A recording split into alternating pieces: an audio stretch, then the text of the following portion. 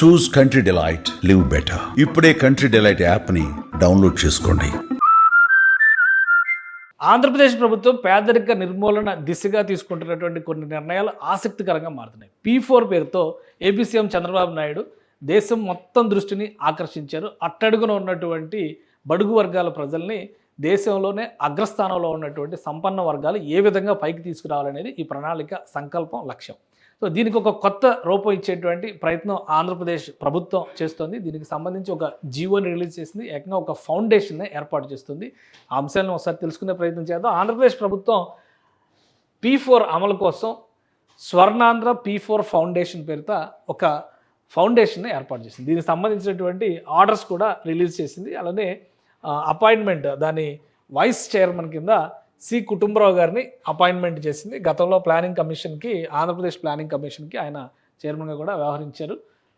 ఇతర కార్యక్రమాల్లో కూడా, అంటే ఎకనమిస్ట్గా ఆయనకి మంచి పేరున్నటువంటి వ్యక్తి. ఇప్పుడు ఈ ప్లానింగ్ డిపార్ట్మెంట్ నిర్వహించేటువంటి స్వర్ణ ఆంధ్ర P4 ఫౌండేషన్, SAPF అని చెప్పని రాష్ట్ర ప్రభుత్వం ఒకటి క్రియేట్ చేసింది. అంటే 2-3 అంశాలు ఇలానే చూస్తే కనుక బనకచెర్ల ప్రాజెక్టుకు సంబంధించి కూడా జలహారతి కార్పొరేషన్ అని చెప్పిన ఒక ప్రత్యేకమైనటువంటి వ్యవస్థను ఏర్పాటు చేసి ఆ ప్రాజెక్టుని నిర్వహించేటువంటి బాధ్యతని ఆ వ్యవస్థకు అప్పగిస్తుంది. అలానే P4 అమలు బాధ్యతకు సంబంధించి ఈ నిర్ణయాన్ని తీసుకుంది స్వర్ణాంధ్ర P4 ఫౌండేషన్ పేరుతో.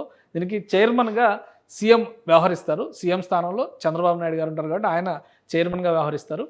వైస్ చైర్మన్గా కుటుంబరావు గారు వ్యవహరిస్తారు. సో దీని ద్వారా చేయబోయేటువంటి అంశాలు ఏంటి, దీని లక్ష్యాలు ఏంటి అనేది కూడా ఒకసారి మనం విశ్లేషించి చూద్దాం. ఈ సంస్థ ద్వారా అలైన్ విత్ స్వర్ణాంధ్ర విజన్ 47, అంటే విజన్ 2047 అనేది ఆంధ్రప్రదేశ్ ప్రభుత్వం ఒక ప్రత్యేక సంకల్పంగా తీసుకుంది. విజన్ 2047కి రీచ్ అయ్యేటువంటి క్రమంలో ఈ బాధ్యతలు తీసుకునే అవకాశం ఈ సంస్థకి అప్పగిస్తారు. Constitution of new general body, executive committee, district and assembly constituency level chapters, roles and responsibilities, logos, amendment of the bylaws, approval for the revised organisational structure and allocation of budget for the financial year 25-26 for Swarnandhra P4 foundation.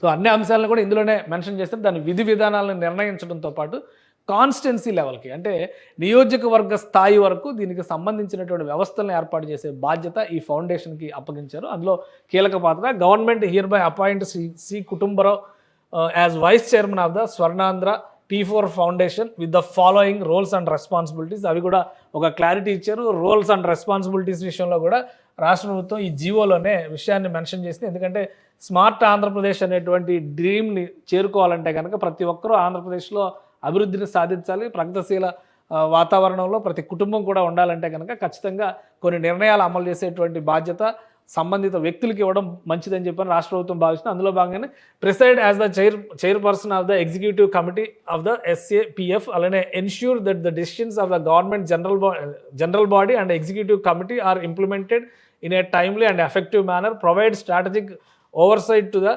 SAPF's activities, ensuring alignment of the Swarnandhra at 2047 vision and goals. ఇక్కడ ఇచ్చినటువంటి target అది.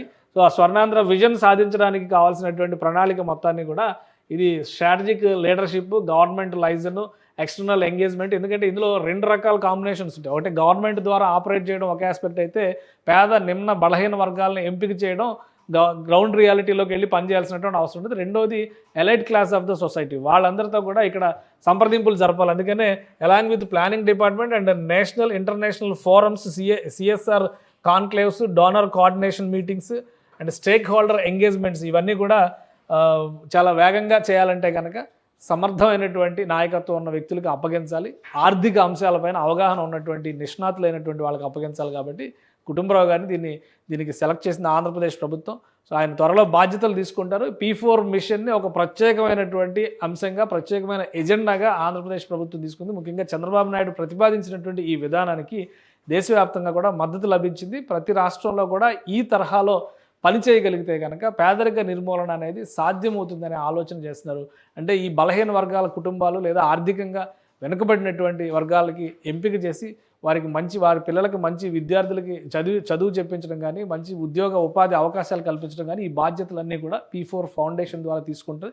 దాని విధి విధానాలు, సమగ్ర స్వరూపాన్ని ఈ కొత్తగా ఏర్పాటయ్యేటువంటి ఫౌండేషన్ అతి త్వరలో ఆవిష్కరించేటువంటి అవకాశాలు ఉన్నాయి. ఇటు ప్రభుత్వంతో సమన్వయం చేయడం, అటు సంపన్న వర్గాలతో కలిసి పనిచేయడం, సమాజంలో దిగువ స్థాయిలో ఉన్నటువంటి కుటుంబాలను ఎంపిక చేసి వారి అభ్యున్నతికి పాటుపడడం, ఇవే ప్రధానమైనటువంటి లక్ష్యాలుగా ఈ సంస్థ పనిచేయబోతోంది. సుమన్ టీవీలో మీ పర్సనల్ అండ్ బిజినెస్ ప్రమోషన్స్ కోసం కింది నెంబర్కి కాంటాక్ట్ చేయండి.